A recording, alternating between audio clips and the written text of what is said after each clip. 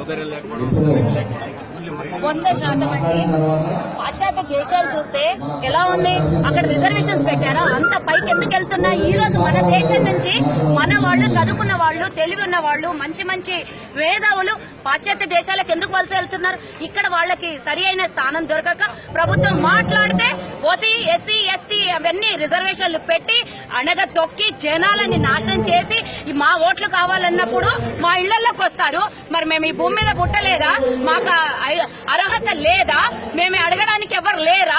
ఇన్నాళ్ళు ఊరుకున్నాము, సరే పెడతారు కదా అమ్మ అడగందే పెట్టదా అనే విధంగా మేము ఇన్నాళ్ళు ముందుకెళ్తే ఇప్పుడు వచ్చేసరికి ముస్లిం రిజర్వేషన్ అంటారు 5% నుంచి 12%. వాళ్ళు ఎంత ఉందండి మెజార్టీ? మేమున్నది 21%. మరి మాకేమిచ్చారు ఇప్పటి వరకు? ప్రభుత్వం ఇంతవరకు చెల్లం లేదు. మేము మొన్న పాదయాత్ర చేసాము, ధర్నాలు చేసాము, ఇన్ని చేసాము. ఒక్కసారి కూడా అసెంబ్లీలో మా ఓసీల గురించి ఇంతవరకు ప్రస్తావన రాలేదు. మీకెందుకు 9% రిజర్వేషన్ అని అన్నారు? ఎంతవరకు కరెక్ట్?